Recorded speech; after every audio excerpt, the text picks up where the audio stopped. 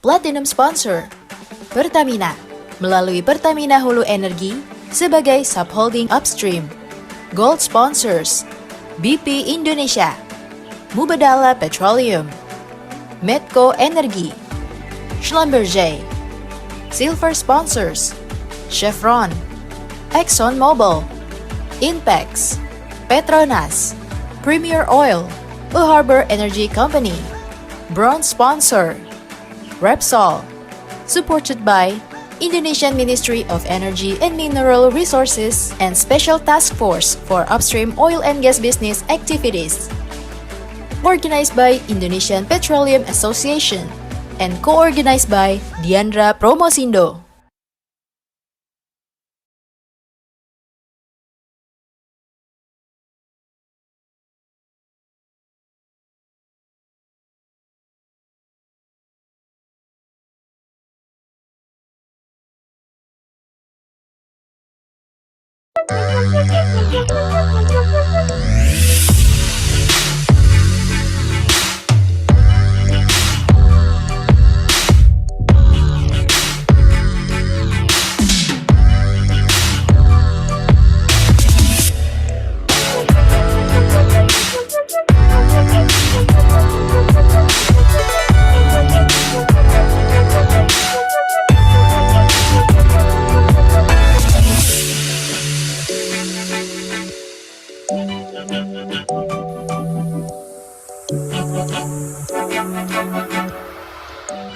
Platinum sponsor Pertamina melalui Pertamina Hulu Energi sebagai subholding upstream. Gold sponsors BP Indonesia, Mubadala Petroleum, Medco Energi, Schlumberger. Silver sponsors Chevron, ExxonMobil, Inpex, Petronas, Premier Oil, A Harbor Energy Company. Bronze sponsor Repsol, supported by Indonesian Ministry of Energy and Mineral Resources and Special Task Force for Upstream Oil and Gas Business Activities. Organized by Indonesian Petroleum Association and co-organized by Diandra Promosindo.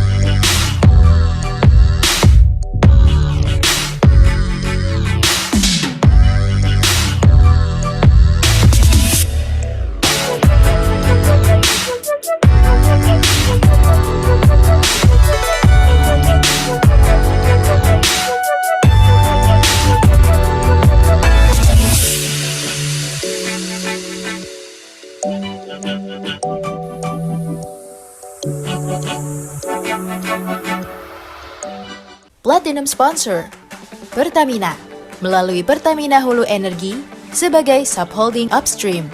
Gold sponsors BP Indonesia, Mubadala Petroleum, Medco Energi, Schlumberger. Silver sponsors Chevron, ExxonMobil, Inpex, Petronas, Premier Oil, A Harbor Energy Company. Bronze sponsor Repsol, supported by Indonesian Ministry of Energy and Mineral Resources and Special Task Force for Upstream Oil and Gas Business Activities. Organized by Indonesian Petroleum Association and co-organized by Diandra Promosindo.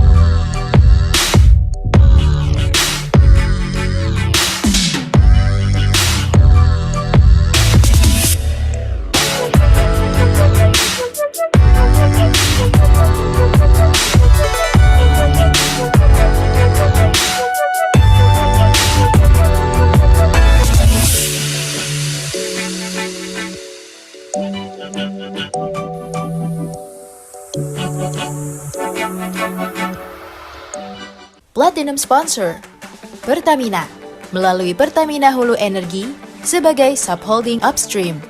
Gold sponsors BP Indonesia, Mubadala Petroleum, Medco Energi, Schlumberger. Silver sponsors Chevron, ExxonMobil, Inpex, Petronas, Premier Oil, a Harbor Energy Company. Bronze sponsor Repsol, supported by Indonesian Ministry of Energy and Mineral Resources and Special Task Force for Upstream Oil and Gas Business Activities. Organized by Indonesian Petroleum Association and co-organized by Diandra Promosindo.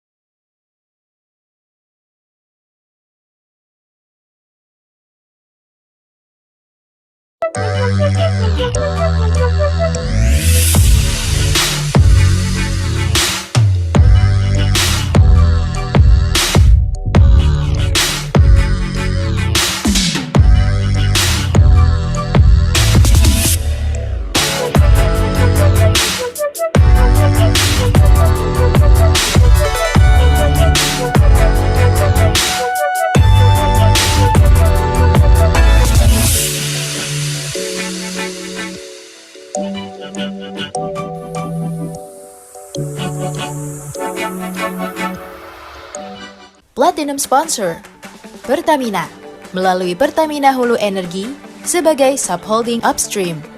Gold sponsors BP Indonesia, Mubadala Petroleum, Medco Energi, Schlumberger. Silver sponsors Chevron, ExxonMobil, Inpex, Petronas, Premier Oil, a Harbor Energy Company. Bronze sponsor Repsol, supported by Indonesian Ministry of Energy and Mineral Resources and Special Task Force for Upstream Oil and Gas Business Activities. Organized by Indonesian Petroleum Association and co-organized by Diandra Promosindo.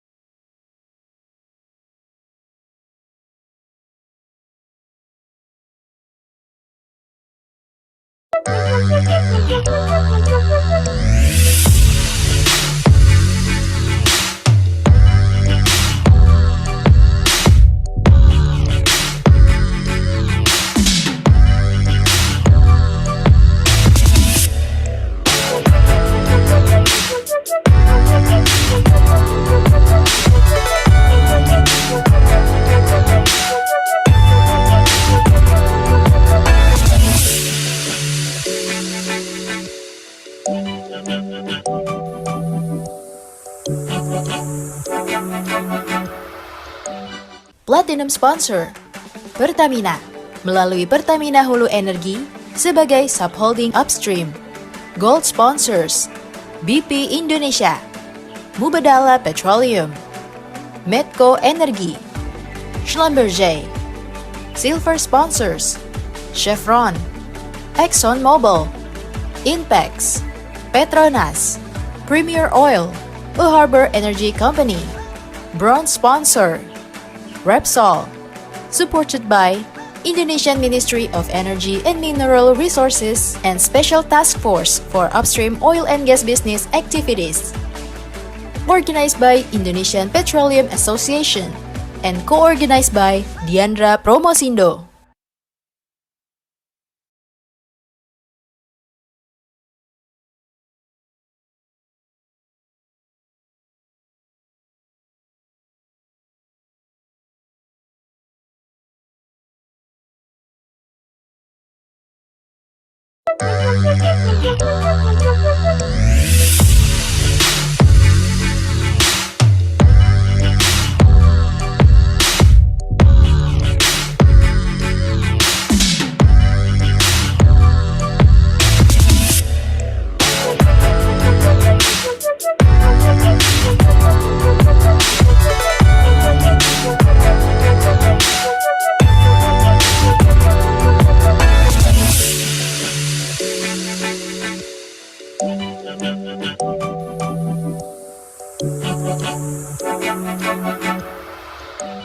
Platinum sponsor Pertamina melalui Pertamina Hulu Energi sebagai subholding upstream.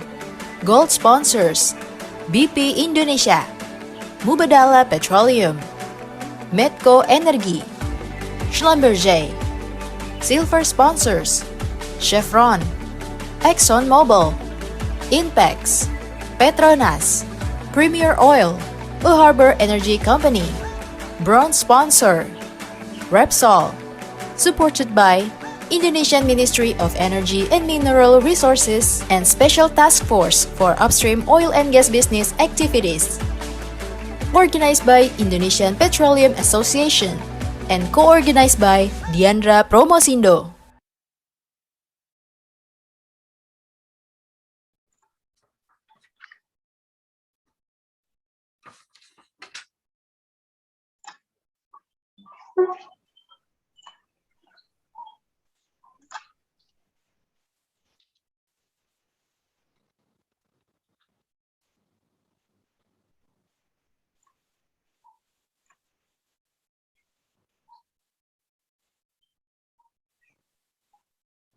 Okay. Well, welcome to the IPA 45th Convention. The session that we're in is session 22 on Geoscience Innovative Technology. My name is Angus Ferguson. I work for Bright Spot Consultants, and my co-chairman, Agun. Agung Cahyano from ExxonMobil Cepu Limited. Thank you. Okay, in this session, we'll have 3 papers. And basically, the first paper will be on geochemistry in Sumatra. And then the following 2 papers are from my favorite place, Kutai Basin. So one will be looking at shallow gas, and the other one will be looking at a west flank play. Okay, next. This is to remind you that the IPA has copyright of all information. So don't make copies or anything, and to use any information, you have to have their permission. Okay, a couple of important reminders. One is ask questions. You can write down your question during the presentation or after it in the Q&A room box. Make it clear, and for sure ask questions. It's very important. The other point is don't record anything or take screens captures. That breaks the copyright rules. Okay, so now we can move forward now. Basically, the first talk will be by Andy Livesey, and looking at using spatial analysis of hydrocarbon compositions to better understand the petroleum systems of South Sumatra Basin. Andy has degrees in geochemistry from a long time ago, but he spent many years working in Indonesia. So his background information is very important. His co-author is Didin Nurhayadin. Okay, without further ado, then let's proceed with the presentation. Good morning. My talk today is entitled Using Spatial Analysis of Hydrocarbon Compositions to Better Understand the Petroleum Systems of the South Sumatra Basin, Indonesia. During the presentation, I will outline, first of all, the study concept. We'll look at the database that we had available and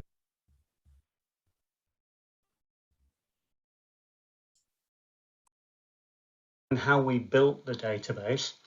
We'll outline the geological framework of the basin.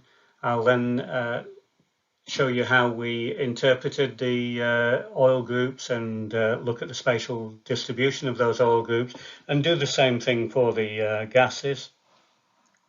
We'll look at some geological implications of the results of the work, and then we'll draw some conclusions.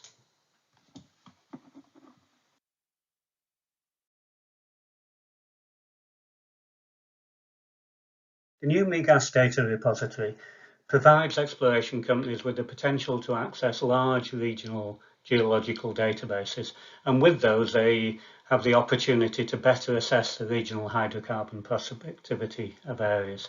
This study provides an example from South Sumatra of compiling oil and gas data to form a hydrocarbon database, interpreting those data to understand the different oil and gas groups in the basin, and then using spatial database software to analyze the distribution of those oil and gas types and reviewing the implications of those distributions for oil and gas migration within the basin.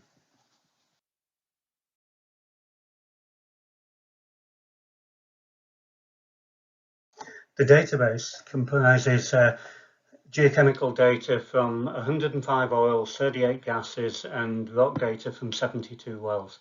These data have come from geochemical reports prepared by service companies in Indonesia, oil company research departments over many years, and so the data types and data quality that are available vary by report vintage. You need careful review and compilation of that data to ensure database integrity. The map just shows the distribution of the rock data and the oil and gas samples that we have had for the study. So you can see there's a pretty good database available.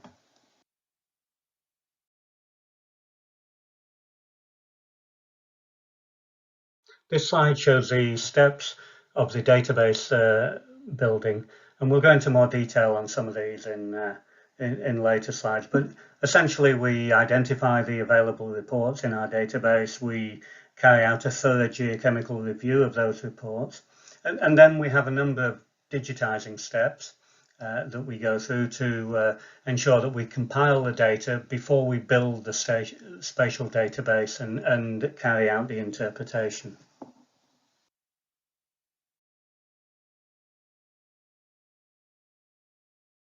This slide shows some of the steps in the double data entry process. So first of all, the data entry is set up by a data manager.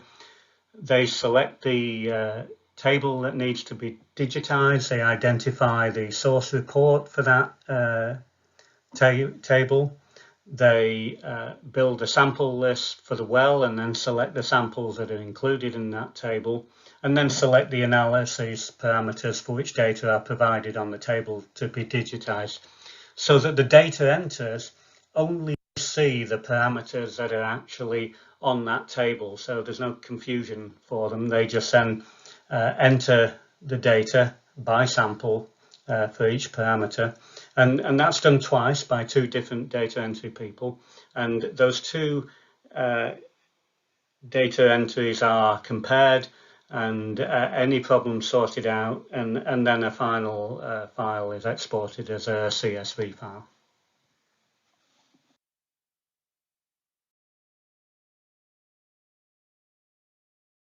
This slide shows how that data is incorporated within the spatial database. So after we have compiled the oil and gas data and interpreted the oil and gas groups and reviewed the rock data and defined source rock type, lithology, etc., thickness, we can then start to build the spatial database, and we've used ArcGIS to do that. And you can see here the type of data that we've included in there. So the analytical database, the samples that we have available, the source rock indications for the various source rock units, the lithological types, etc., the oil composition and origin that we have interpreted, and the different groups there, and then some of the published data that we have included in the spatial project to allow us to interpret that data, things like depth to basement, fault lineaments, surface geology, paleogeographies, etc.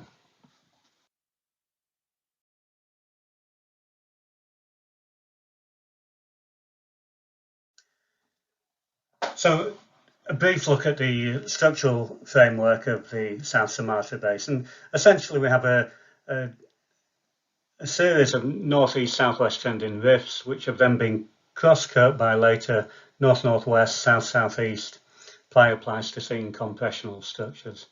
Many of the hydrocarbon fields lie around the margins of those depot centres and along those prominent north-northwest, south-southeast anticlines. The anticlines divide the basin into a series of subbasins.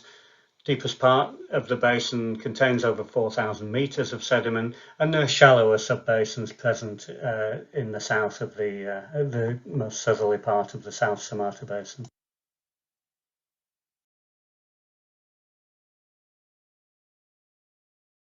The basin contains an Eocene-Oligocene synrift sequence overlain by post-rift sag and syn compressional sediments. There's at least 3 regional source rock units within that rift section: the early synrift Lahat-Lammat formations, the late synrift Lower Talanaka, and the latest synrift to earliest post-rift Upper Talanaka formation. There are also local source rocks within the Gumai formation, and shallow coals within the Erbenakat and Warenim also have source potential but are mostly immature.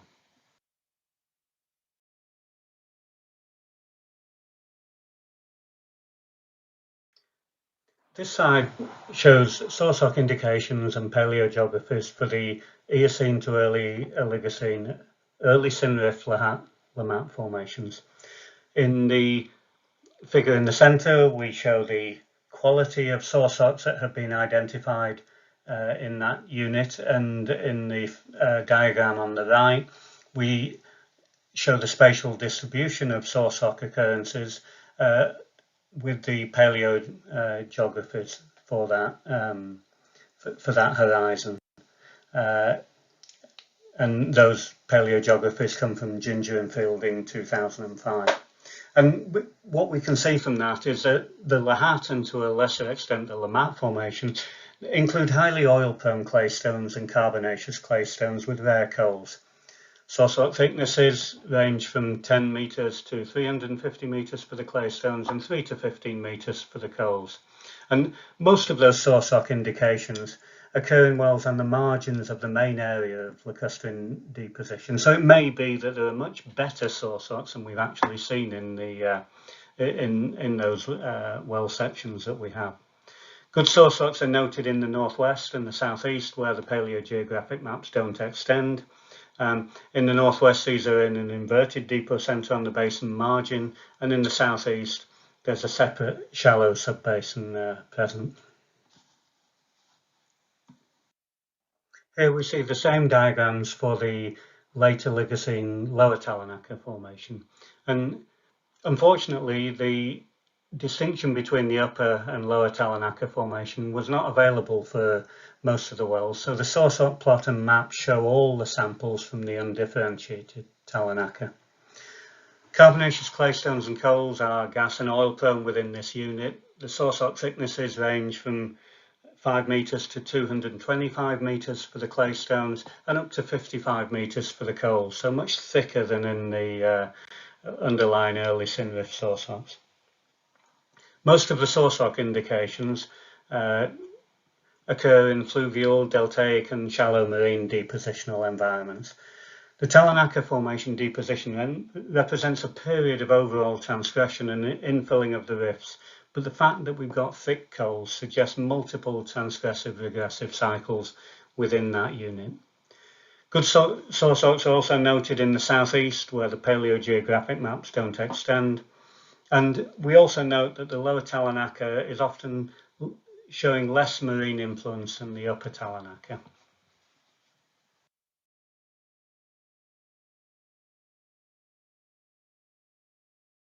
So here we have the paleogeographies for the upper Talanaka superimposed with all the source rock data for the Talanaka formation. And really, the difference between this and the lower Talanaka is that most of the source rock indications here occur in marginal and shallow marine depositional environments.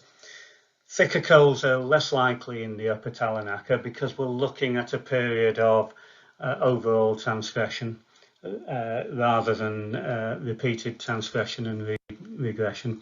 And also there's a lot more marine influence within the upper Talanaka, and it may contain more resinite, which actually exaggerates the oil potential of this unit. Okay, so first of all, now we'll look at the oil's interpretation. As I said before, we have data of varying vintages and different analyses have been performed, and we need to get a consistent set of parameters to allow us to compare the oils.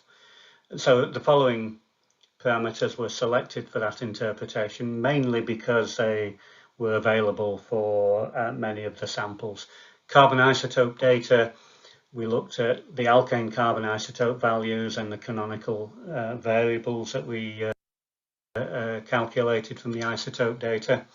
From alkane gas chromatography, we looked at the pristane phytane ratios and the C27 to C17 N-alkane ratios. From alkane gas chromatography mass spectrometry, we looked at things like the oleanine-hopane ratios, the higher plant biomarker abundances relative to C30-hopane, gamasserine presence and abundance, and the sterane carbon number distribution. And we use this information to identify 7 oil groups, with the 3 principal oil groups split into several subgroups.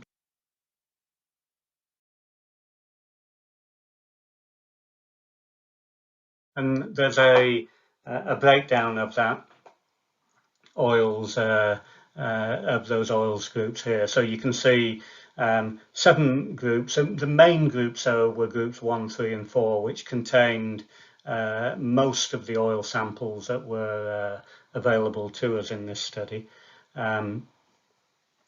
with the group 1 oils being from a lacustrine source, as were the group 3 oils, and the group 4 oils from a predominantly terrestrial source.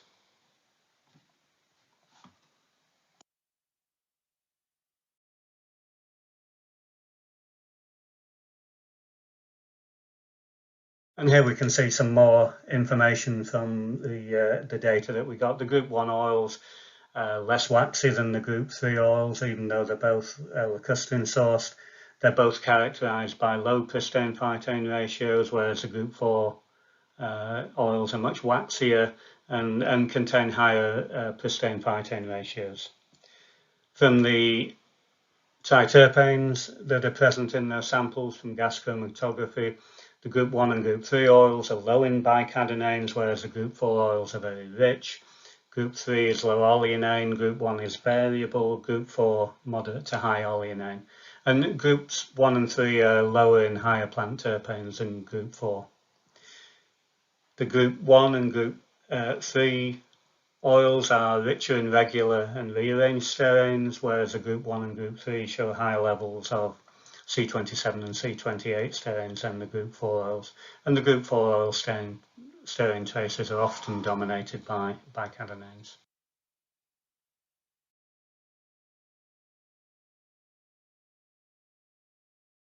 And here's a couple of plots that just show the distinction of some of those oils using the carbon isotope data and the pristane phytane ratios, and also the carbon isotope ratios and the oleanine-hopane ratios, so that you can see the distinctions of some of those groups. And what do we think that means in terms of the oil origin? Well, we think it's likely that the group 1 oils are from the early Sinrif-Lamat formations. The subgroups probably represent variations in the extent of terrestrial influence due to the depositional conditions and proximity to lake shoreline. The group 3 oils are derived from the late Sinrif Lower Talanaka, and again the chemistry of the oils varies due to depositional conditions, proximity to shoreline, degree of terrestrial input. And there's much more evidence for more widespread shallow lacustrine conditions for the group 3 oils. The group 4 oils are derived from the upper Talanaka source. There's little evidence of algal input. Abundant bicadinanes means that resinite is present and is typical of shallow marine conditions. And there's little evidence of younger marine source ops contributing.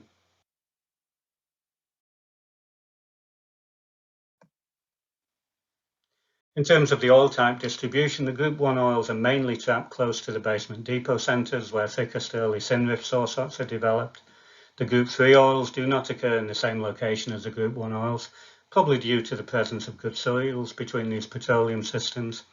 There's significant mixing between the Group 3 and Group 4 oils in the central part of the basin along the north-northwest, south-southeast anticlines, and the Group 4 oils found in the northeast and southeast of the basin, but there's significant variation of oil types at different stratigraphic levels in the same well in the northeast, suggesting local sourcing. The Group 3 oils are present in both the northwest and the southwest, and they may be associated with early migration from inverted depot centres. There's a limited gas database available and often not a full set of isotopes available, so it's hard to interpret too much from the gas data. But gas type interpretation is based on the methane carbon isotope values, the wet gas content, the methane to ethane carbon isotope relationship, the carbon dioxide content, and that allows identification of several different gas types that we can review the spatial distribution for.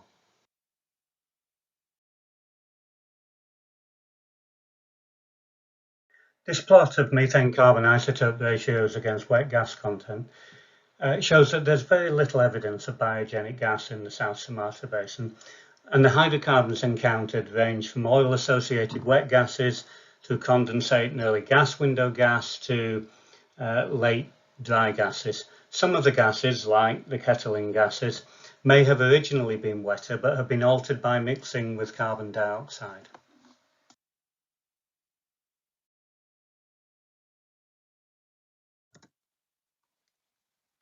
The methane-ethane carbon isotope relationship confirms that the gases are mainly thermogenic, with very little deviation from the thermogenic line.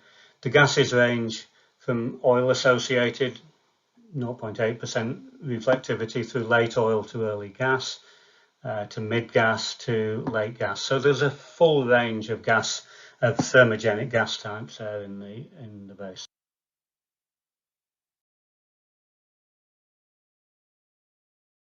This plot of carbon dioxide percentage against wet gas percentage of the gases shows that there are two different groups of carbon dioxide in there. Carbon dioxide of organic origin from the same coals that have generated the hydrocarbons, and carbon dioxide of inorganic origin, probably from either volcanic or more likely decomposition of carbonate basement. Where there are low levels of CO2, 0 to 23%, that's probably organically sourced, whereas the much higher levels are from an inorganic source. The higher carbon dioxide contents are often associated with dry gases. With the organic CO2, it increases with advanced maturity levels and shows the CO2 and the hydrocarbons are cogenetic. The inorganic carbon dioxide and hydrocarbons are not related, and the increased dryness of those gases is probably due to thermodynamics.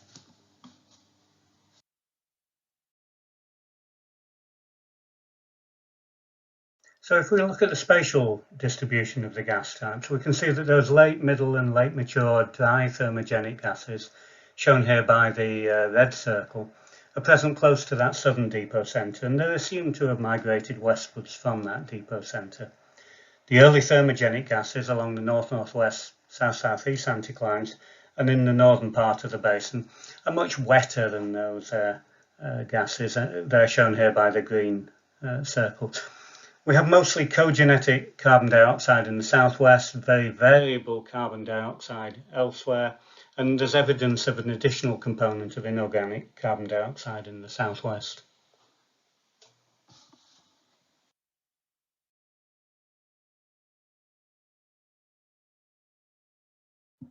So the spatial distribution of the oils suggests that the early synrift sources, which are developed in the deepest part of the basin in the lacustrine settings, have generated oils that don't migrate very far from those depot centres. The late synrift and latest synrift to early post-rift oils are much more widely distributed, as are their source rocks, and there is significant mixing of those oil types along the north-northwest, south-southeast anticlines, extending away from the depot centres. Where all three source rocks are present, there appears to be a good regional seal between the early synrift system and the younger source rocks. Hydrocarbon migration of the type 3 oils may be complicated by inversion in both the south and northwest of the basin. The spatial distribution of the gases suggests the likelihood of high maturity dry gas in the south of the basin on the western side of the main depot centre, and the presence of oil associated wet gases elsewhere, which has migrated along the north-northwest, south-southeast anticlines. High levels of inorganic carbon dioxide are present throughout the basin and are probably associated with migration from carbonate basement. Lower levels of organic carbon dioxide are present in the south. So in conclusion, access to large geological datasets allows us to better understand regional petroleum systems. These datasets may contain many vintages of data sources, and it is imperative that these data sources are properly reviewed by specialists and the data is accurately compiled using industry standard data management techniques. Using spatial analysis of these compiled geological databases allows us to map distribution of petroleum systems and integrate these data with other geological information.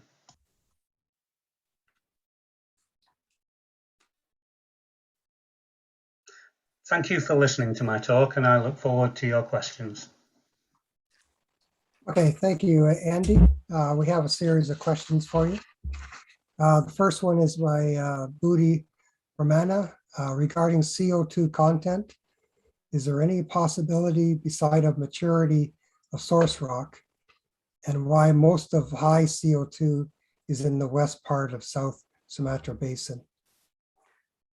Yeah, thank you for that question, Budi. It's a very good question. As I was trying to show in my talk, there are two sources of the carbon dioxide there. So that high CO2 that you see or moderate to high CO2 in the southwest of the basin is related to the source rock maturity, because that CO2 is cogenetic with the hydrocarbons. Elsewhere, the very high CO2s that you're seeing are not associated with maturity. They're associated, it's an inorganic source, and with the data we had, it's hard to tell what that inorganic source is. I suspect that it's actually coming from basement, where you have carbonates present within the basin, and those are at high temperature and are thermally decomposing. Okay, the second question is by Kostan. It's almost similar. He says, high CO2 related to inorganic. What is the source? Magmatite, basement.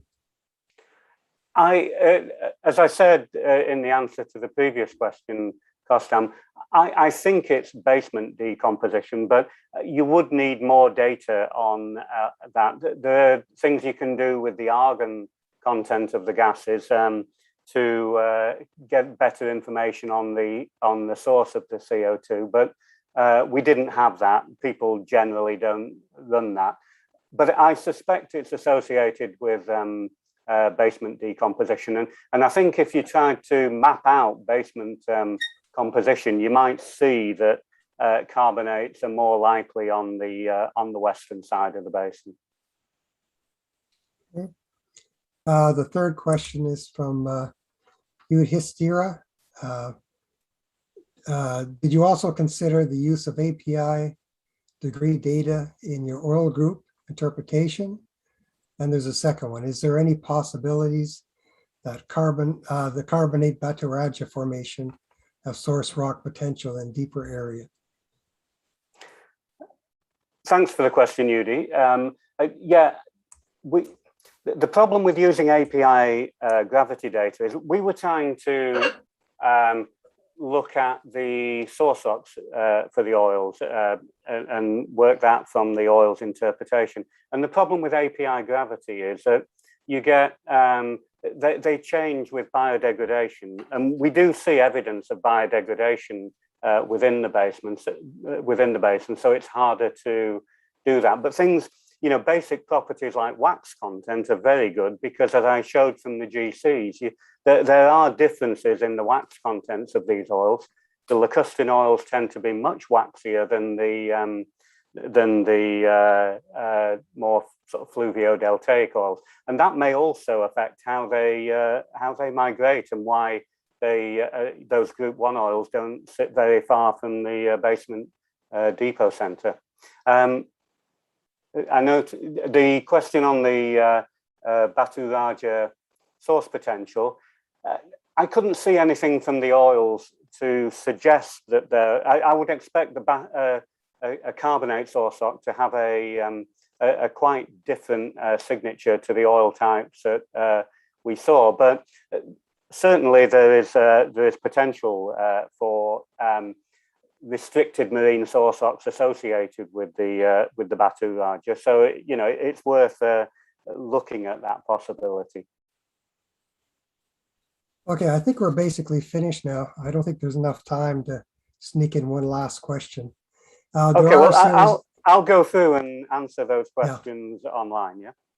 Yeah. So Andy will answer them online, and so if you have any more questions, I would send them into Andy as well to keep the conversation going. I've put my email in the chat box as well, so people can contact me.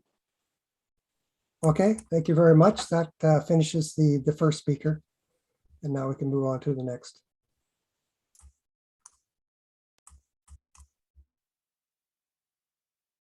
Okay, the second talk today is by Ronald Herbert, and the talk is Machine Learning Technology to Improve Precision and Accelerate Screening Shallow Gas Potentials in Tunu Shallow Gas Zone, PT Pertamina Hulu Mahakam. The speaker is Ronald Herbert. He works for Pertamina Hulu Mahakam. He has a master's degree from ITB. His bachelor degree was also from ITB, and he has various publications. Okay, the co-authors are Debrina Sugiarto, Chepi Adam, Andrian Satria, and Uma.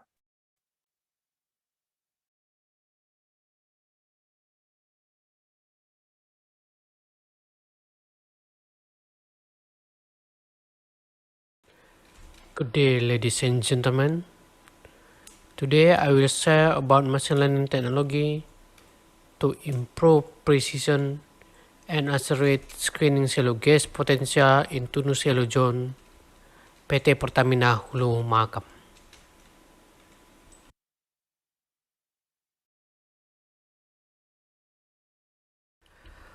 Our agenda for today's presentation will start with the introduction of Tunu field, and then continue with the Tunu Shallow Zone machine learning methodology, followed by the evaluation QC and result of Tunu Shallow Zone machine learning, and then we will close with the conclusion about the implementation of Tunu Shallow Zone machine learning.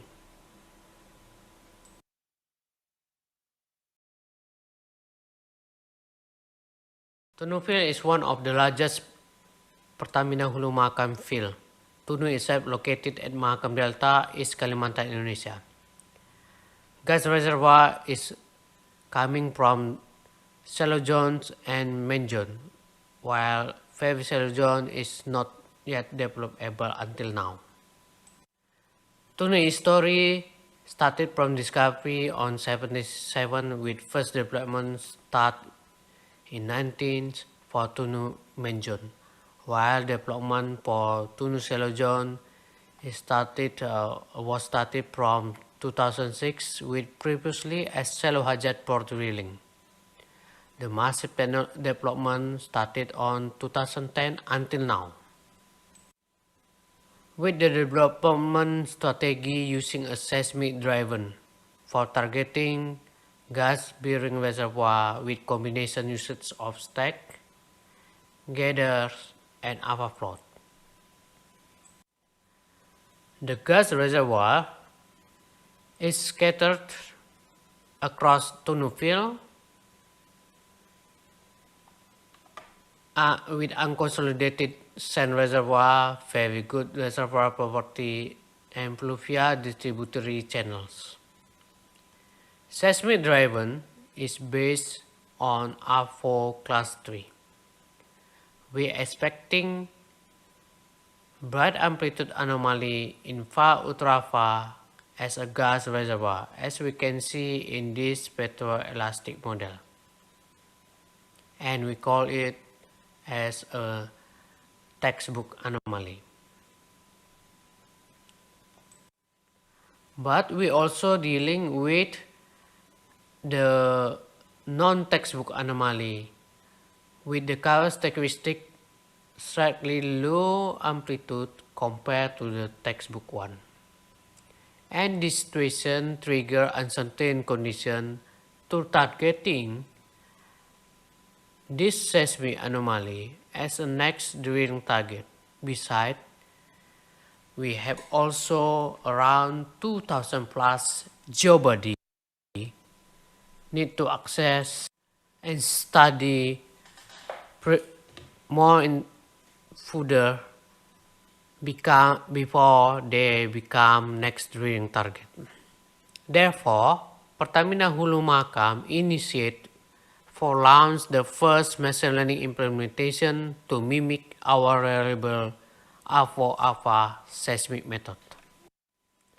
With the objective of machine learning for increased precision, reducing uncertainty, and accelerate Tunu shallow zone next screening well target.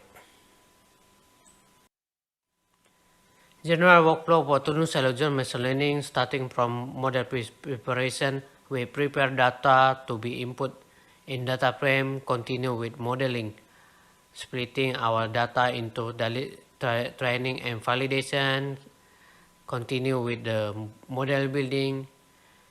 If our model already robust, we will be outputting as a final model, then start for prediction of gas and non-gas. But if our model is not robust enough, we will redo from the training and validation, splitting data, model building, and so on until we got the robust model and start for predicting gas and non-gas. The gas prediction will be extracted as a geobody, and geobody will be analyzed and displayed using the graphical user interface. There are 4 steps for Tunu machine learning process with input data using a seismic data, velocity and resolution cube covering Tunu field, the size for all dataset 900 giga. Beside the cube, we also use 190 training wells, 100 blind wells with 58 validation well, 42 evaluation well. First step of machine learning start from model preparation, which consists 3 process: data extraction, data cleaning, and generation of feature. When in model building, we build a 2-pass model. First pass to mimic our alpha methodology, and second pass for filtering the first pass model. The output of the model will display in graphical user interface with basic function, finder, analyzer, and management.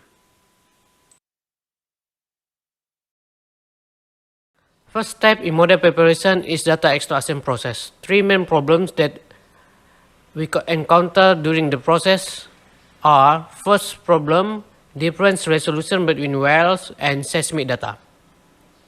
In the litho fluid analysis in the well, there are many thin gas layer reservoirs that are intercalated each other and with non-layer gas, with averaging of thin gas reservoir is 6 meters, while seismic resolution averaging about 20 to 30 meters.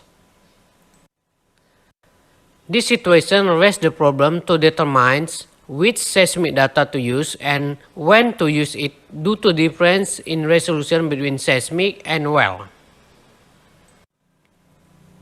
How to solve this problem? The solution for this problem is selecting gas sand reservoir with minimum thickness gas reservoir 6 meter. With this thickness, it is expected that reservoir can be captured as a seismic response. As our seismic datability is 6 meter, which is coming from the reservoir frequency content 25 Hz, velocity 1575 meter per second, then we can calculate the seismic datability and also the tuning thickness. Second problem is the location of seismic anomaly sometimes is not exactly the same position with the well position. So, to solve this problem is simply select the nearest anomaly with the well reservoir position. The third problem is how to labeling seismic anomaly. Since in one seismic anomaly, we have intercalated between coal, gas, or water, the strategy is prioritize gas as label for seismic anomaly. Second step of model preparation is data cleaning. As mentioned before, the development of Tunu shallow zone is rely on seismic. And from specific petroelastic model showing that Tunu shallow zone gas reservoir is recognized and detect on seismic response. With top gas reservoir is negative amplitude or trough as consequence of decreasing acoustic impedance. This behavior is typical of class 3. So, if we found the seismic anomaly with positive amplitude, this seismic anomaly will be removed from model. If there is any anomaly with only have a trough without peak, this seismic anomaly also will be removed from model. If there is anomaly with weak amplitude will be removed too from the model, because in the crossplot between far and ultra far we will look at there is any overlapping between gas and non-gas in the small amplitude or low amplitude, and dominant is non-gas. So we remove it from the model. The third process in the model preparation is generating of feature. Feature is a predictor data. Is adding with additional process or engineering feature or derivative feature or computed feature. Some of engineering concept carry out including normalized alpha, dividing with angle data, near, mid, far, ultra far, and also we use a slope, frequency, and amplitude.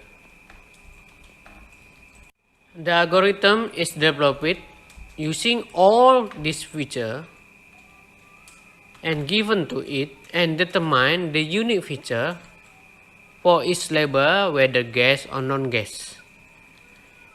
In this model preparation, we generating 290 features.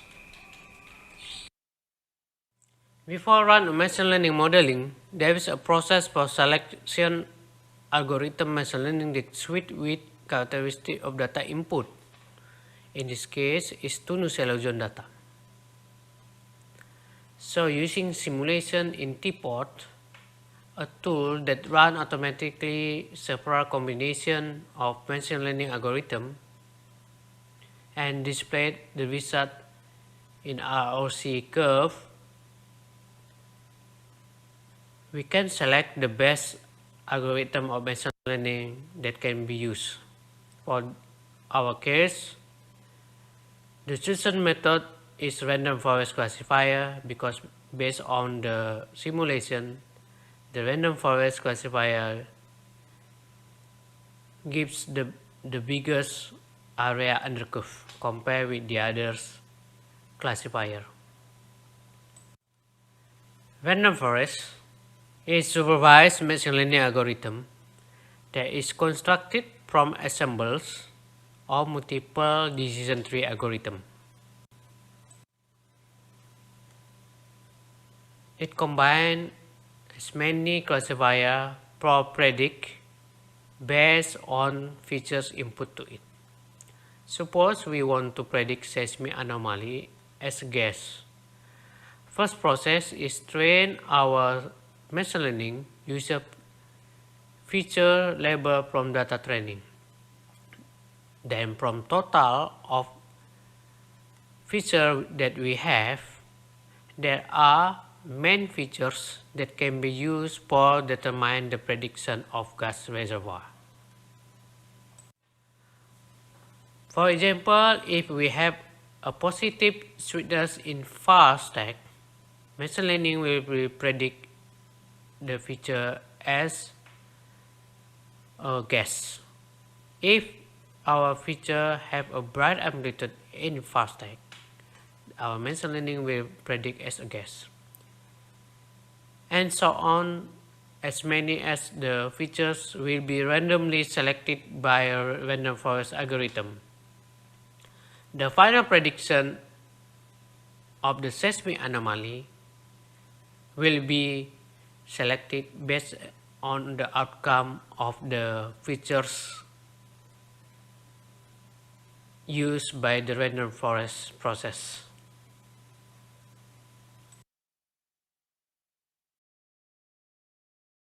Will be a question, is that machine learning black box? How the machine learning work actually? We can use a sub. Using this graph, we will know the main features that derive the machine learning predict. For example, in our case is what is the main features that derive the machine learning to predict the seismic anomaly as a guess. With this graph, we will know that the red one means the importance or the main features that contribute in the prediction, while the blue one is the lower impact to predict as a guess. While in the horizontal one is showing the correlation between the main features for the prediction. So for example here, we got that the main features for prediction, the important one are far sweetness and angle 45-degree amplitude. If we make a cross plot between far sweetness versus angle 45 cross plot, then we will look at more negative value of far angle 45 tends to have a gas in here. But the more positive value for sweetness tends to have a gas. It's also indicating here we have a positive sweetness far will be increase the prediction of anomaly as a guess.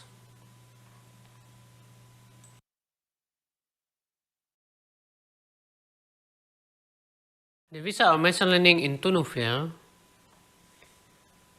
can be evaluated from prediction in blind or validation well test.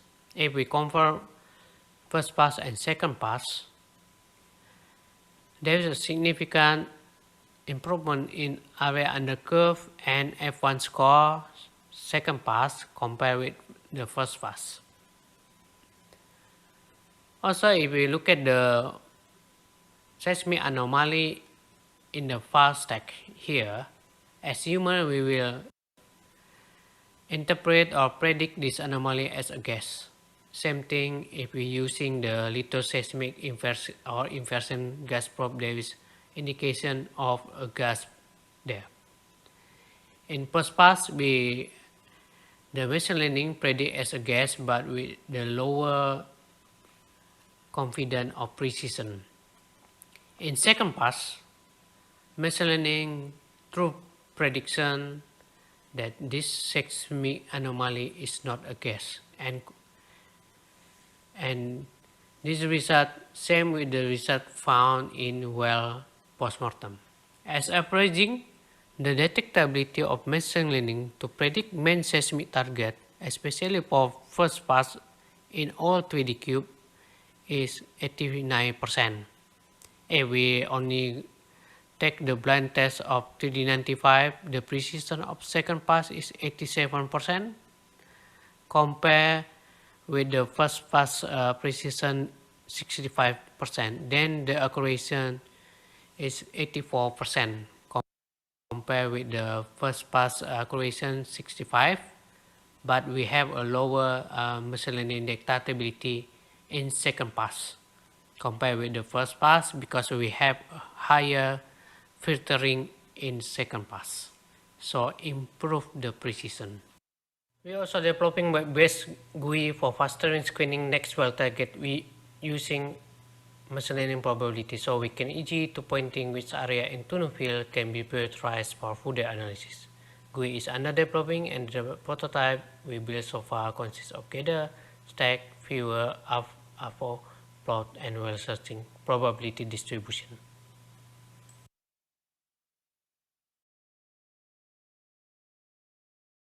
There are three conclusions of Tunu machine learning. First, the capability of machine learning for divining a conventional seismic target while still able to predict additional target or unprognosed target. The second conclusion is machine learning modeling results, whether in validation and evaluation well, are consistent and good results, so the model is robust and easy update with different well input and tests.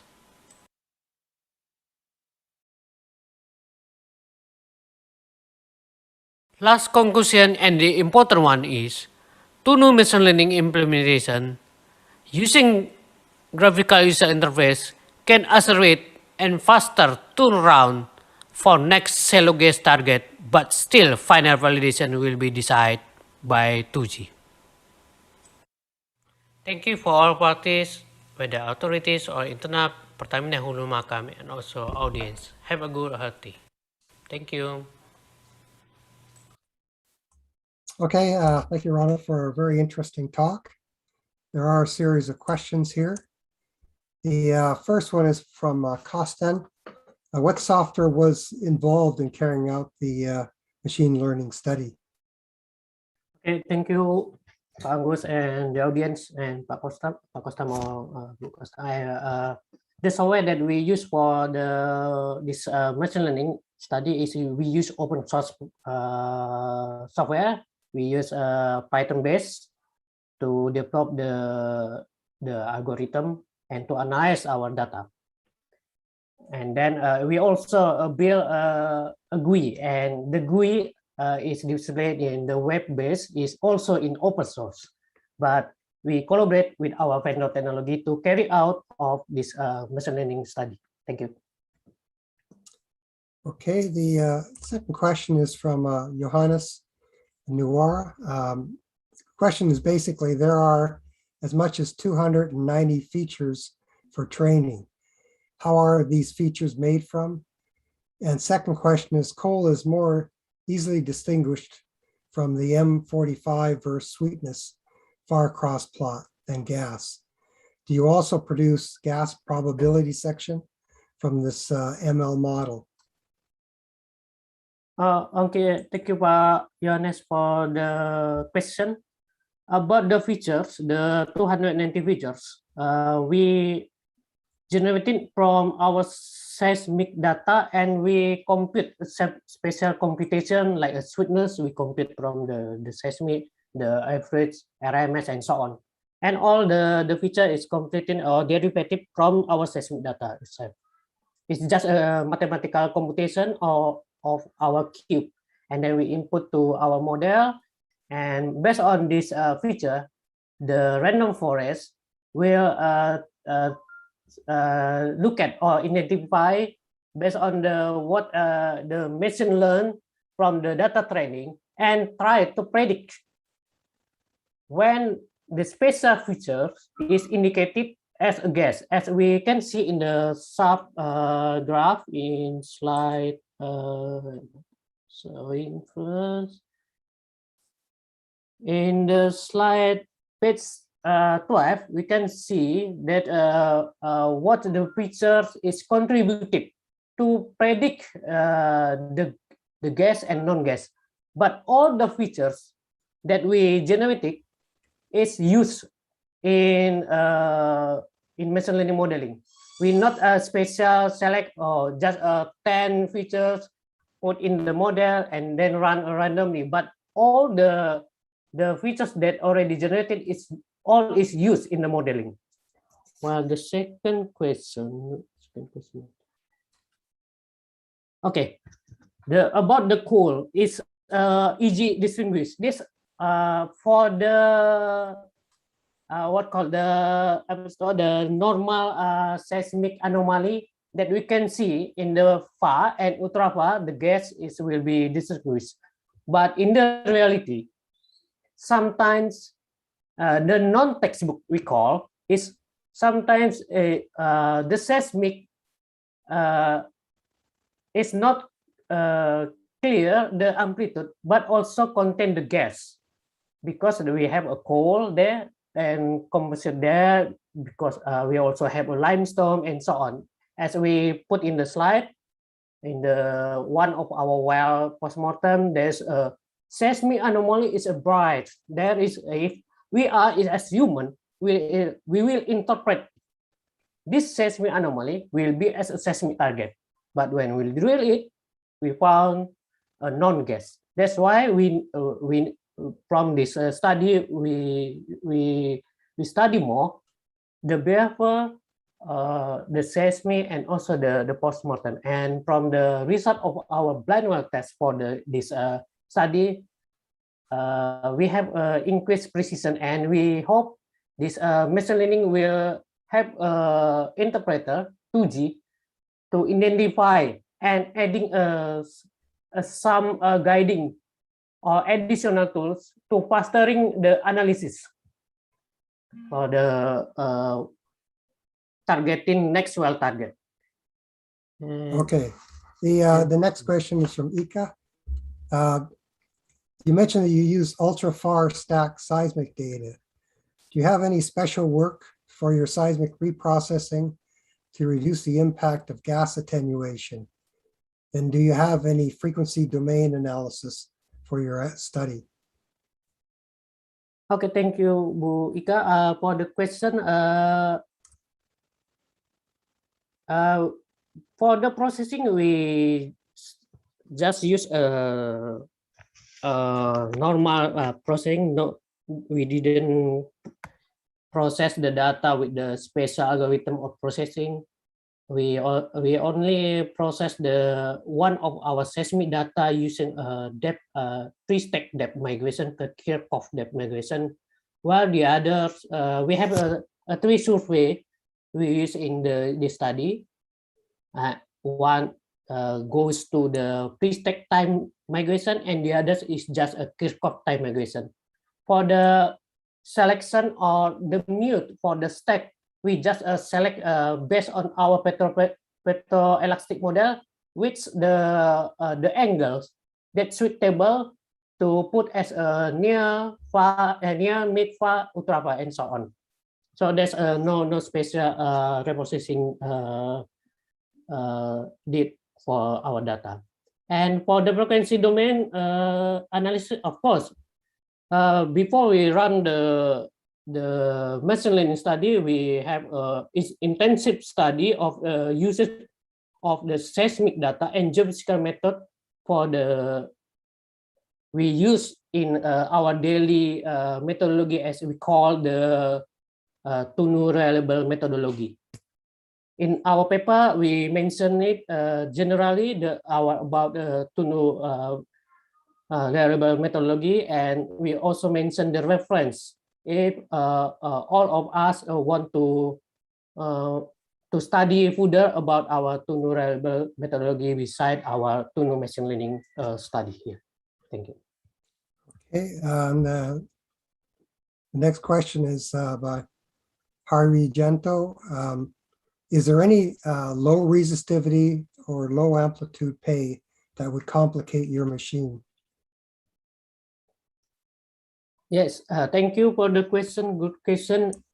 Yes, as we showing in the cross plot, some anomaly have a lower amplitude mixing between gas and non-gas, and this very difficult for us to predict is it a gas or non-gas. But with the spatial analysis and the filtering in the second pass, we reduce the false prediction that produced by the machine learning.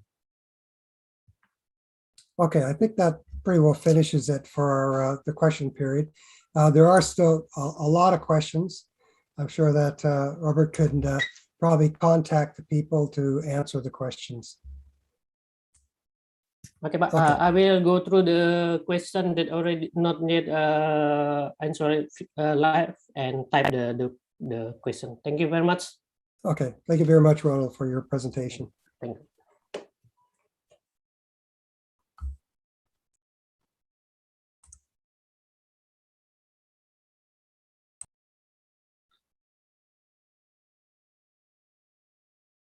Okay, let's now move to the third talk, which is about mature field development to periphery area, Tambora West Flank development opportunity, being presented by Mas Jacinto Sindu Priastomo. This is Mas Jacinto biography. He is geologist from Pertamina Hulu Mahakam, got a master degree from Petroleum Geoscience, Royal Holloway, University London, and previously was in ITB for Bachelor Geological Engineering. Okay, these four co-author, which is all are from Pertamina, Mas Julfri Sianturi, Aditya Suardiputra, Jody Astoriva Anggoro, and Mas Thomas Yunanto Yoga. With that, let's get started. Good day, ladies and gentlemen. My name is Jacinto Sindu Priastomo. I'm geologist in Pertamina Hulu Mahakam. Today, I would like to present about mature field development to periphery area, Tambora West Flank Development Opportunity.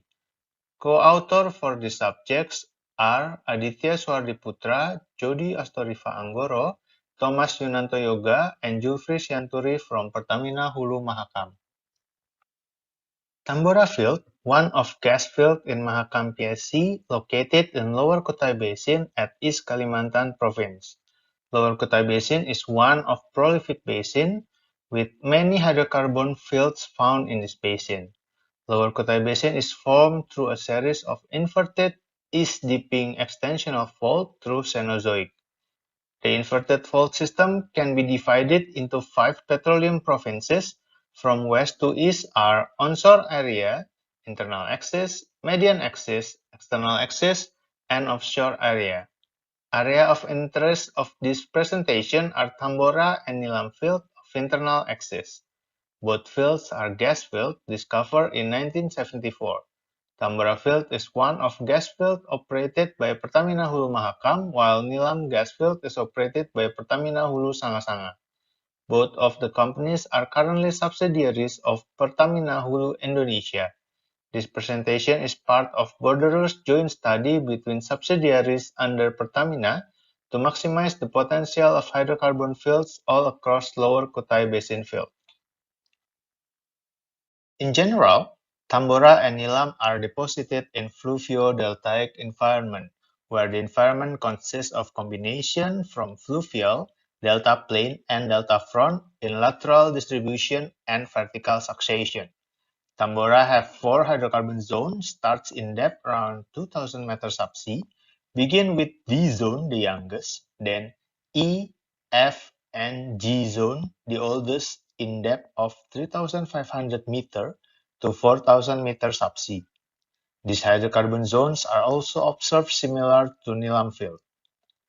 Being deposited in the fluvio-deltaic environment, reservoir in Tambora consisted of fluvial channel point bar, distributed channel sidebar, crevasse play, and also delta front mouth bar. Channel reservoir in the shape of point bar and sidebar in Tambora has 5 meter thickness, while mouth bar and crevasse play has 2 meter to 5 meter thickness. Variation in thickness happens as they are commonly found in multi-stacking condition. Reservoir in Tambora comprises of quartz dominated with minor feldspar, iron-bearing minerals as siderite and pyrite, also clay minerals in which dominated by kaolinite. Nilam also reported to have similar composition in reservoir. Getting deeper along with the burial, compaction, and diagenetic plays an important role in the decrease of porosity and permeability of reservoir. At temperature below 110 degrees, or around 3,500 meters subsea, chemical diagenetic reducing pore and permeability as pore is filled by quartz overgrowth, also chloride and illite smectite. As the result, the zone has strong and fair aquifer support, also highest porosity with ranges of 15 to 30% and permeability of 15 millidarcy to 1 darcy, while down to E and F zone, aquifer support is decreasing, and G zone has low to no aquifer support. G zone has most compact properties with porosity of 7 to 15% and permeability of 0.05 millidarcy to 15 millidarcy. In this West Flank development study, F and G zones become the interest zone of West Flank development as it has low water risk and potential of partial connectivity from reservoir in crash area. Maps on the middle focus on the area of North Tambora and South Nilam, the area of sharing anticline in subsurface conditions. The cross and dashed line is the field boundary in the shape of surface channel which divide Nilam onshore fields to Tambora swamp fields. Circle of reds are the symbols of wells with net pay, while black dots are wells without net pay as some of the wells stops before hydrocarbon zones. The blue and green lines are the rough boundary of west flank, crest, and east flank of North Tambora and South Nilam.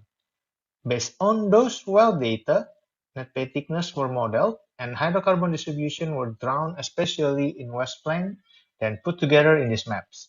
E zone has narrowest hydrocarbon distribution, mostly located in the crest area. D zone is wider, and F and G zone are the widest, even found close to the active kitchen located in the westward syncline. The hydrocarbon distribution can be seen in the west to east cross-section on the left side image. Structure of the anticline show that crest area is shifting toward westward in D and E zone. Right side images are data from wells of North Tambora and South Nilam area, which shows no difference in trend and value of net sand, net pay, and filling ratio. In general, net sand is thickest in D zone, then decrease to G zone. For lateral distribution, west flank shows slightly higher net sand compared to crest and east flank, which could indicate facies changes from fluvial or delta plain to delta front or mouth bar. On the other hand, thickest net pay can be found in G zone, then decrease toward D zone. Similar geological location, hydrocarbon reservoir distributions confirm similar petroleum plays of Tambora and Nilam fields. Potential of higher sand thickness, wider hydrocarbon distribution, crest shifting, and close distance towards the active kitchen become the advantages to further develop west flank area. Maps on the left is similar to the previous maps with additional of 10-year drilling period since 1974 up to 2014. Most of Tambora wells drilled in crest area, while Nilam has similar number of wells drilled in west flank and crest area. Overall, in West Flank area, Nilam drilled more than 40 wells with production in 2016 almost 450 BCF. In contrast, Tambora West Flank only has 6 wells. 3 wells were drilled as delineation wells during 1980s and another 3 development wells drilled in 2000 to 2010 with production almost 120 BCF. Graph below shows the comparison of wells and production per drilling periods between Nilam and Tambora. In the period of 2010 to 2014, there are 9 wells drilled in West Flank. 3 of it display in maps. 2 wells were drilled on high dense area with production of 1 BCF, while 1 well drilled on low dense area with production almost 3 BCF, where until 2016 production data shows contribution mostly from F and G zones. Nilam production is decreasing over periods of time due to extensive drillings, as can be seen on the graph, and also on the pressure evolution on the right graph. Along the drilling periods, Nilam found more depleted reservoir, even though in last periods, 5% of the reservoir still in hydrostatic condition based on pressure data. This indicates possible connectivity between the reservoir and become the main uncertainty for development of West Flank area, as Tambora has enormous wells drilled and produced in crash area.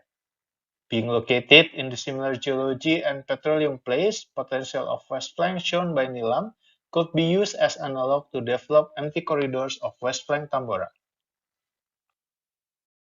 With consideration of data limitation, methodology designs for this study is as follows.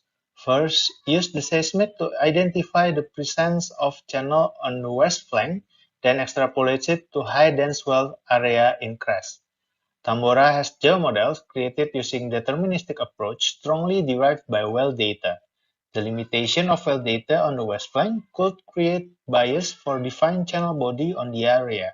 Therefore, seismic approach is used in the study to minimize the bias and uncertainty of channel presence.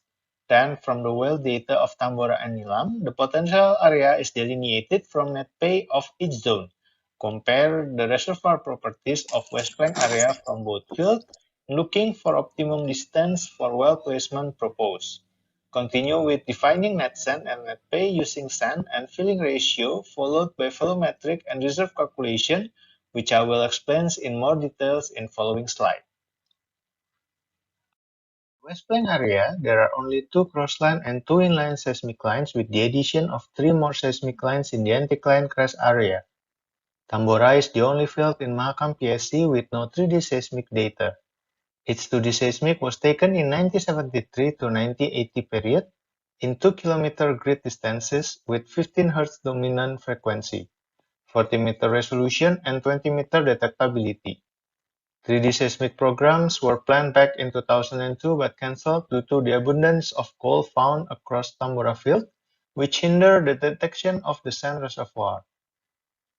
Due to the resolution of seismic, there are only 6 seismic layers able to differentiate. 4 layers in F zone, F1 to F4, and 2 layers in G zone, G1 and G2. This seismic layer is consists of several fourth-order markers used in Tambora. From those seismic lines, sand and core were defined by the amplitude. Coal has brighter amplitude, while sand has dimming amplitude.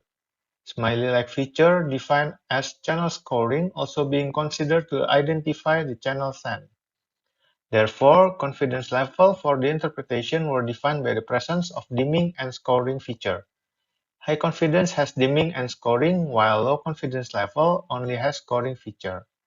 Channel presence then mapped based on confidence level, then extrapolated using well phases.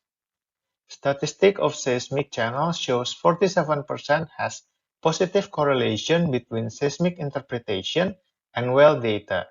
42% has negative correlation, where seismic could not identify channel presence in well due to limited resolution, and 11% shale-dominated area. If the shale removed from proportion, positive correlation of 47% becomes 53%, and 42% become 45%, with 2% has scoring feature with no sand in well data.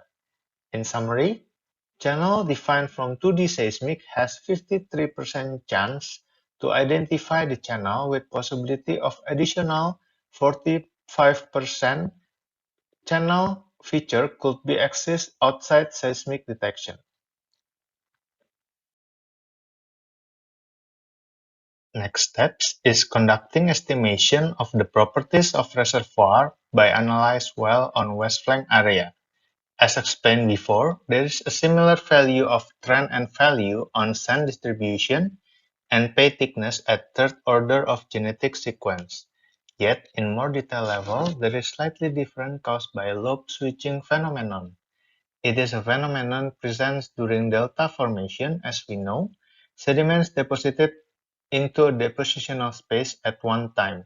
Tambora area has more space, which resulted in more active deposition of channel, while Nilam area has less space, therefore it has less channel.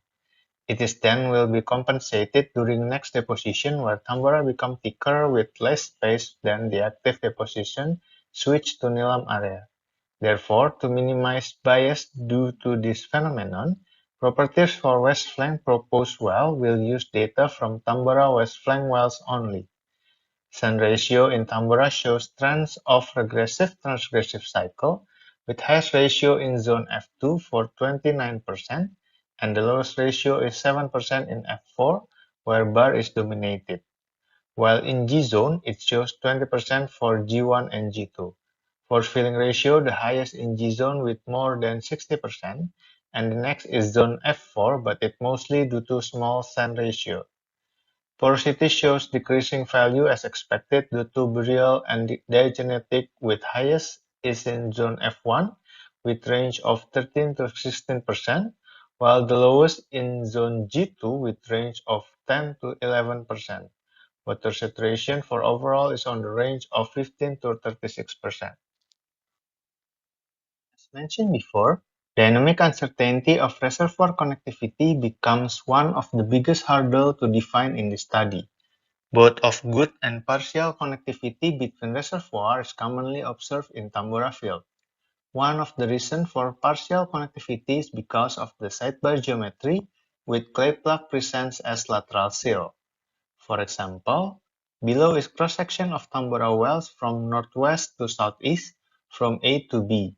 First well drilled in 1982 and found almost 15 meters of sand reservoir defined as multi-stacking channel facies. Then in 1994, a well drilled and found 10 meters thick of shale with no sand reservoir. Then more wells found similar thick channel reservoir in this area. Channel body as a sidebar, then draw deterministically using reservoir distribution with a thick shell in the middle. This model also proven by evolution of production and pressure, also water level, indicates partial connectivity between sidebar A and B as seen in 2006 to 2007 wells, and the latest is 2010 and 2013 wells. This connectivity of the reservoir also indicated by different waterhead plots of the reservoir from wells in Crestal and West Flank area. Sidebar geometry in Tambora were defined by well correlation and supported by several horizontal wells with the objective to target the channel reservoir. One of the examples is Tambora 48, which penetrates sidebar from west through 320 meters of sidebar sand, then found a clay plug shale and half sand from another sidebar before stops in floodplain shale. Average of sidebar size in Tambora shows ratio of 1 meter thickness for 40 meters sidebar width. Also, length of sidebar is 3 times of its width. To minimize the possibility of reservoir connectivity with existing wells, statistics of well distance is also put into consideration. Based on Nilam wells drilled from 1970 until 1999, the average distance of wells is 350 meters, while Tambora shows 800 meters, spacing as the well is more limited. Combination of channel presence and well spacing become the important factor to propose the well location. This approach should be improved by consider reservoir drainage in the future. 3 wells were proposed in the beginning to develop empty corridor of west flank area. Addition of wells in empty corridors will be important to build proper geomodel to be used for West Flank development. Net sand and net pay were defined using sand ratio and filling ratio deducted from statistic of Tambora West Flank wells as mentioned before. Net pay in zone level then divided using average thickness of single reservoir to get net pay in reservoir level. Reserve calculation were calculated using recovery factor and volumetric calculated before. The recovery factor were taken from cross-plot correlation of hydrocarbon per meter from reservoir and recovery factors of wells with certain criteria. Those criteria are Tambora wells in 90 clan area which found in hydrostatic condition. At the moment, Tambora West Flank development is part of borderless project under Pertamina Hulu Indonesia. Therefore, knowledge exchange between Tambora and Nilam development team would be a huge benefit for both fields in the future. One well was drilled recently in West Flank area, with objective to produce basket gas of delineation well. Result of the well shows better net pay and reserve than prognosed. Based on pressure from reservoir found in the well, more than 40% is hydrostatic, 10% is slightly depleted, and the rest is highly depleted. This result indicates West Flank wells has chance to find new reservoir or disconnected reservoir with crash area, while the depleted reservoir is affected by the distance of existing wells in surrounding area. Result from recent wells encourage on drilling of another 3 wells in empty corridor of West Flank area as the beginning of Tambora West Flank development. Tambora and Nilam are located in the same anticline of internal access area at Lower Kutai Basin. Both fields have similar petroleum system and geological environment. Therefore, Nilam field will be used as analog for development of Tambora field, especially in West Flank area. Potential of higher sand thickness, wider hydrocarbon distribution, crash shifting, and close distance towards the active kitchen become the advantages to further develops of West Flank area. Nilam West Flank area shows adequate potential as can be seen by total gas production. This potential could be expected to be found in less developed area of West Flank Tambora. Recent wells in West Flank shows higher net pay and reserve than prognosis. Reserve data shows good and partial reservoir connectivity with well located on the crest. Result from new well encourages to drill 3 more West Flank wells to develop empty corridor area of West Flank Tambora. And that brings us to the end. I'd like to thank you for your time and attention today. Thank you so much for your interest and attention. Okay, thanks a lot. Very interesting presentation, Mas Jacinto. Let's now go to the Q&A session. We still have 9 minutes on that. So first question is from Mbak Ika. Why shale dominated in the western area of Nilam, which is quite opposite with your prediction in western Tambora? Okay, thank you for the question, Mbak or Bu Ika. Yes, the shale dominated is as a result of that, I say before, as a lobe phenomenon, lobe switching phenomenon, where during the different active part of the branch of the delta, it makes the Nilam has a shale dominated, while on the Tambora has a channel dominated. That's why the properties of the reservoir for the West Flank proposed well, it's only taken not from all Nilam and Tambora field, but only from Tambora field. It's to reduce the uncertainty or the bias due to that sedimentological phenomenon. Okay. Next question is from Pak Rahmat Utomo, talking about proposed well number 3. It seems it's located right at the edge of the sand distribution. What are the wells trying to find? Okay, thank you for the question, Pak Rahmat.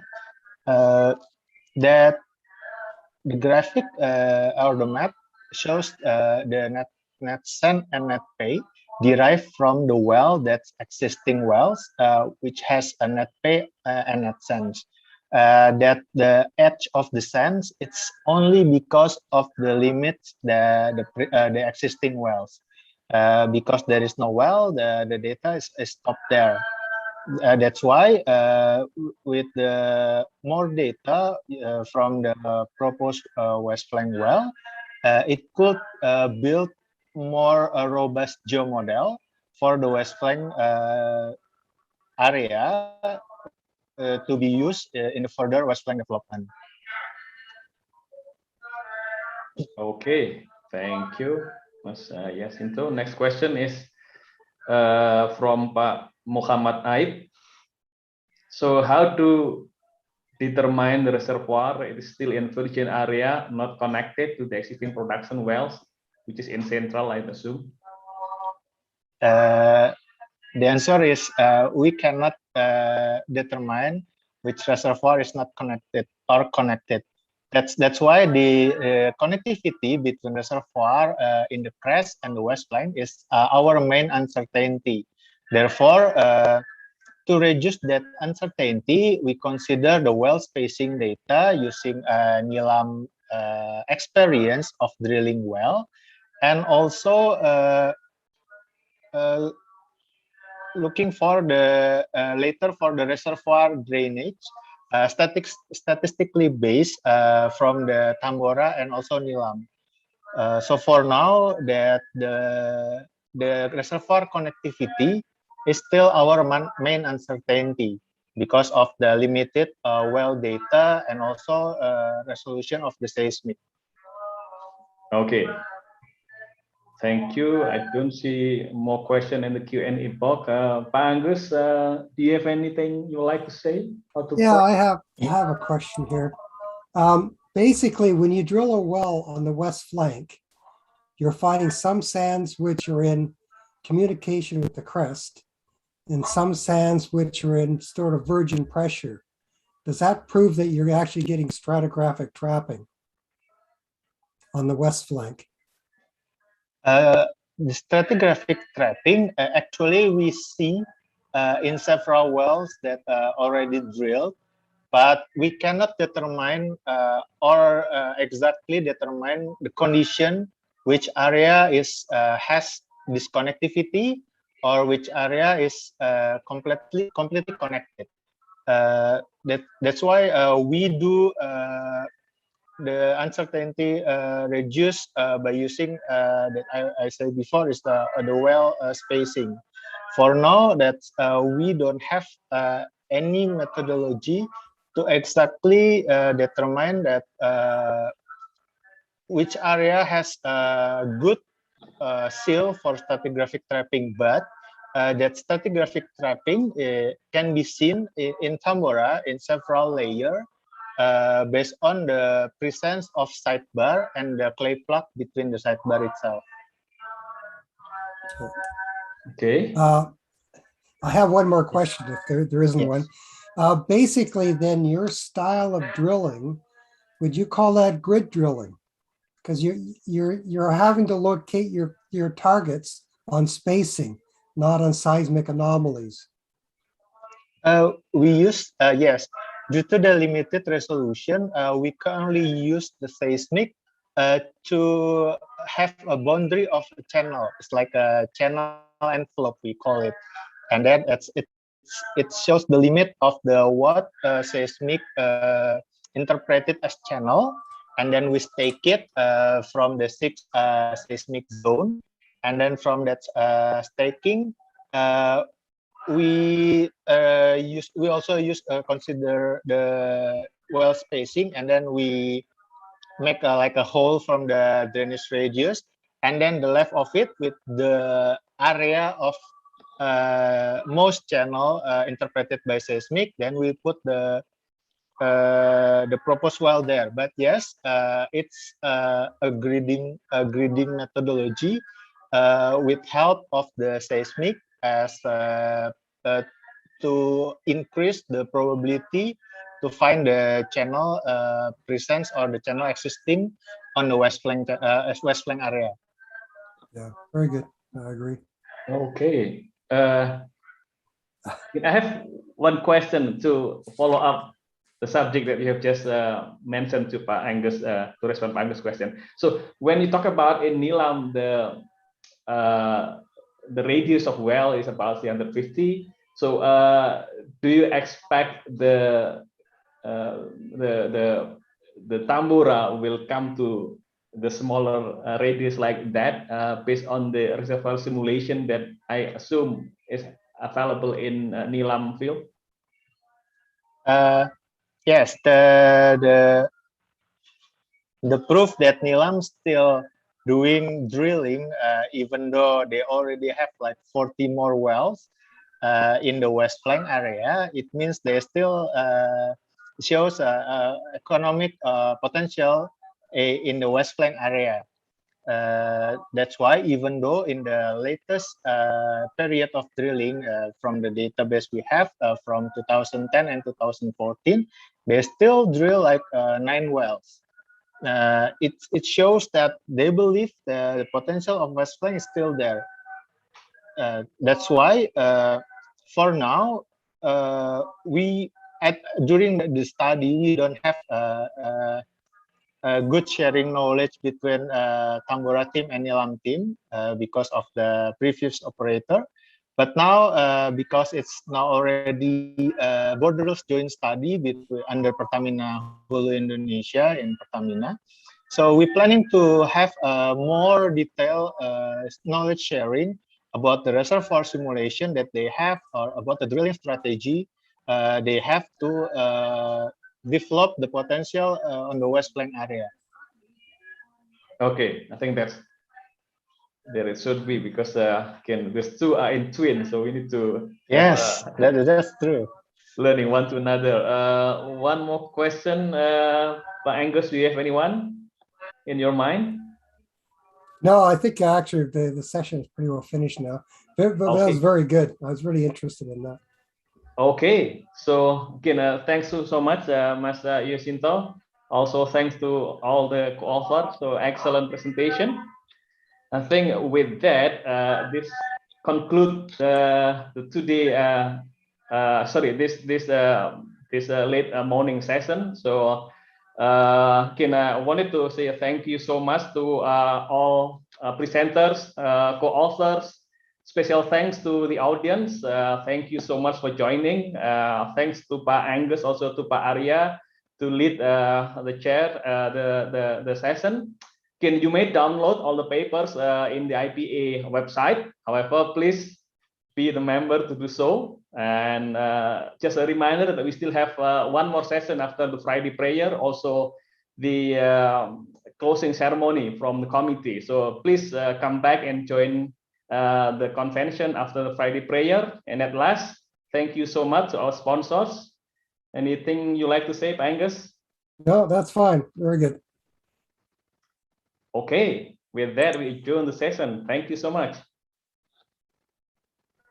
Thank you.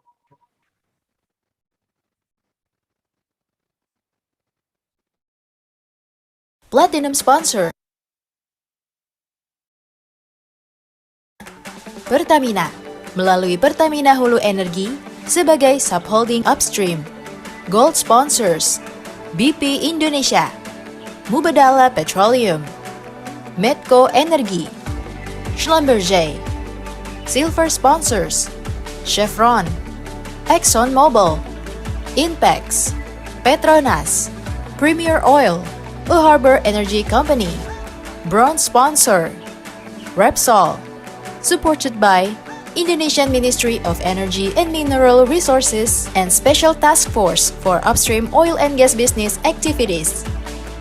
Organized by Indonesian Petroleum Association.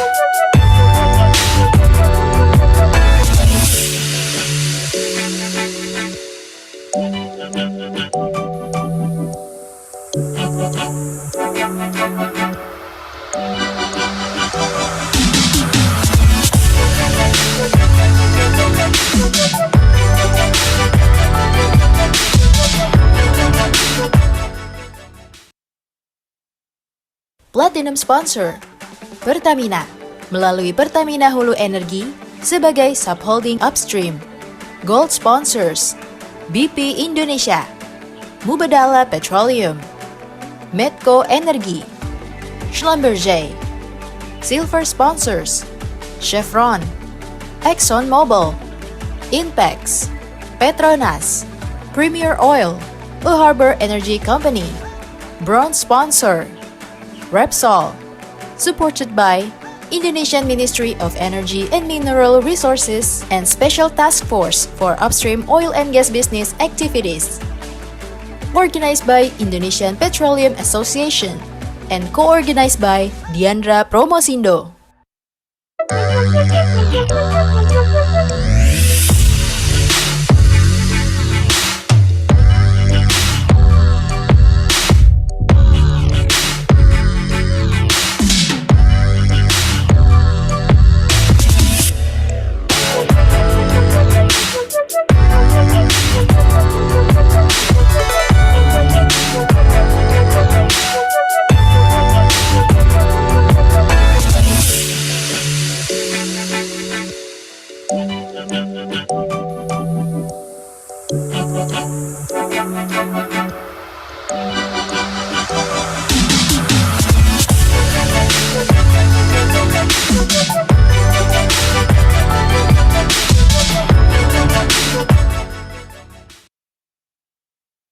Platinum sponsor Pertamina melalui Pertamina Hulu Energi sebagai subholding upstream. Gold sponsors BP Indonesia, Mubadala Petroleum, Medco Energi, Schlumberger. Silver sponsors Chevron, ExxonMobil, Inpex, Petronas, Premier Oil, a Harbor Energy Company. Bronze sponsor Repsol, supported by Indonesian Ministry of Energy and Mineral Resources and Special Task Force for Upstream Oil and Gas Business Activities. Organized by Indonesian Petroleum Association and co-organized